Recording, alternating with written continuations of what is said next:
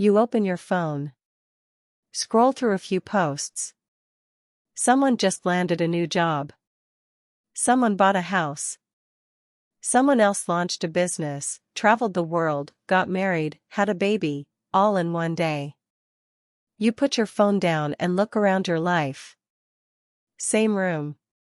Same list of unfinished tasks. Same lingering feeling, I'm behind. But what does that even mean, to be behind? Behind who? Behind what? A schedule you never agreed to? A race you never signed up for? And yet, it feels real. Heavy. Quietly crushing. Let's unpack that. This feeling, of being behind, doesn't come from laziness. It comes from measurement. From comparison. We're constantly measuring ourselves. Our worth. Our progress. Our potential. Against what we see in others. What we think we should have done by now. Where we think we should be. And the moment we do, we divide the world in two, ahead and behind. Spoiler, we usually put ourselves in the behind group. But here's the twist. Those feelings are rarely accurate. Because we're comparing our full, messy, behind-the-scenes footage to someone else's edited highlight reel. They show a perfect snapshot. We feel our entire backstory. And in that imbalance, we judge ourselves harshly. But it goes deeper. Even without social media, we create internal timelines. By 25, I should be. By 30, I need to have. By 40, I better. Where do those timelines come from? Maybe culture. Maybe parents. Maybe movies. Maybe school. Maybe some imaginary committee in our head. And every time life doesn't match those timelines, we panic. We don't just feel off schedule. We feel like failures. But here's what no one tells you, most timelines are myths. There is no universal clock ticking down your worth. Life isn't a race. It's not linear. It's a series of chapters, many of which don't start when you expect, and often, the most important ones start late. So if you feel behind, maybe it's because you've been running someone else's race. Let's slow down. That feeling of being behind, it's not just emotional. It's biological. Your brain evolved to scan for threats. And in modern life, falling behind feels like a threat to status, to survival, to belonging. So your brain overreacts. Floods you with cortisol. Triggers anxiety. Pushes you to catch up, fast. But you can't rush meaning. You can't sprint your way into self-worth. So what happens? You try harder. Do more. Sleep less. Plan obsessively. Burn out. And ironically, feel even further behind. That's the cycle. Panic, overwork, exhaustion, guilt, repeat. So how do we break it? Start by noticing when it starts. The next time you feel behind, pause. Ask, behind what? According to whom? Sometimes, just naming the source, Instagram, a family expectation, a childhood voice, loosens its grip. Then, breathe. Literally. Slow breathing tells your nervous system, we're not in danger. No lion is chasing us. We're okay. Now, shift the question. Instead of am I behind, ask, am I in alignment? Alignment with what matters to you. Not to everyone else. To you. Are you moving in a direction that feels honest? Gentle? Rooted? If not, that's okay. You can adjust. Not with shame. With intention. One small aligned step is more powerful than 10 frantic ones. And maybe your season right now is stillness. Healing. Learning. Rebuilding. That's not falling behind. That's preparing. Caterpillars look still, but they're becoming. Seeds look buried, but they're growing. You don't owe the world speed. You owe yourself presence. Now, let's talk time. Time isn't running out. It's unfolding. And you're not too late, you're on your way. The people you admire? Many started late. Or restarted. Or pivoted after failures. What they had wasn't perfect timing, it was persistence. And trust. They trusted that their pace was enough. So can you. It won't always feel that way. The world will try to rush you. Sell you urgency. Make you feel like you're missing out. But that's noise. The quiet truth is this: you are allowed to go at your own pace. You are allowed to define what progress means. You are allowed to rest without guilt. Because life isn't about being first.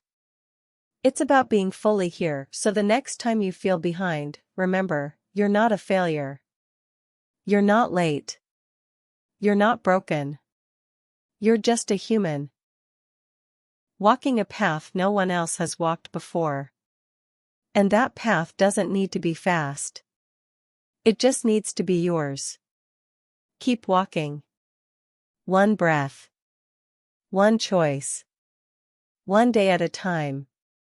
And maybe the hardest part is this: you see others moving, building, achieving, and deep down, you're scared you missed your chance. But what if that fear is lying to you? Not because you're naive, but because your brain is using the wrong map.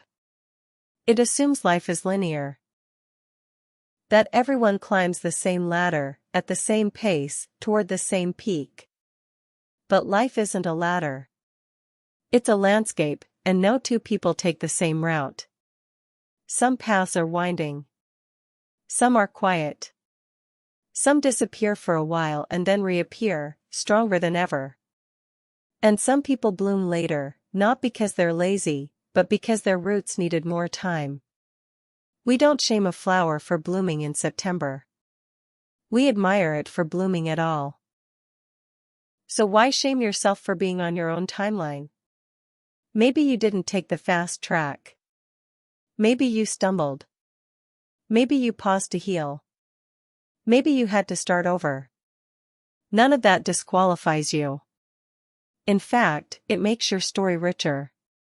Because what matters isn't how early you start, it's how deeply you show up. Let's go deeper. When you feel behind, you don't just feel slow. You feel disconnected. From purpose. From energy. From the world. That's not just discouragement. That's disorientation. You're not lost because you've failed. You're lost because you've lost sight of your why. So pause. Ask yourself gently, what actually matters to me, today? Not what should matter. Not what everyone else says. But what quietly stirs when I listen to myself. Is it creativity? Service? Peace? Growth? Let that answer guide your next step. Not 10 steps. Just one. You don't need a 5-year plan. You need 5 minutes of honesty.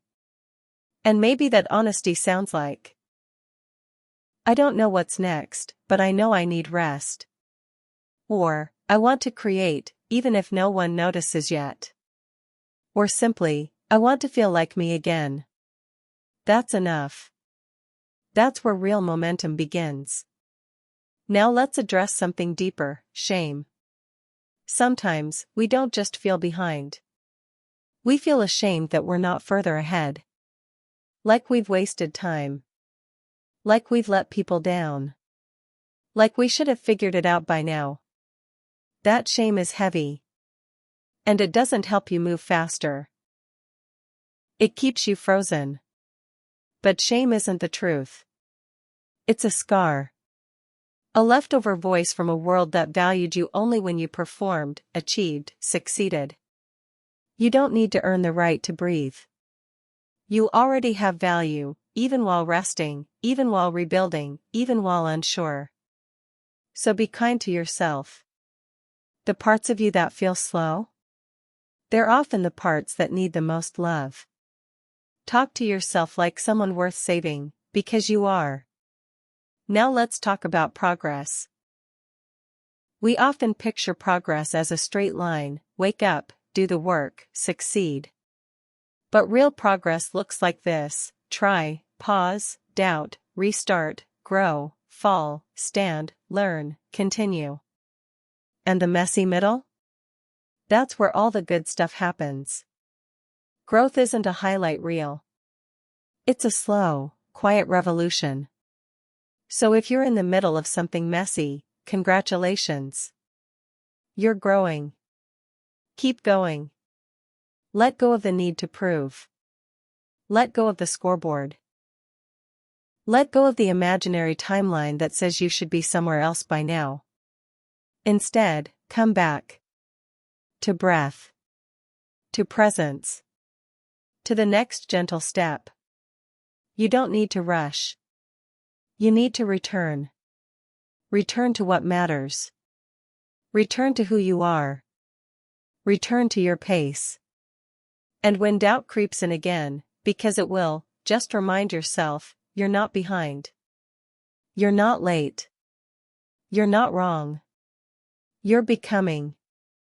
And becoming takes time. So keep becoming. One breath. One choice. One day at a time. You are not behind. You are on your way.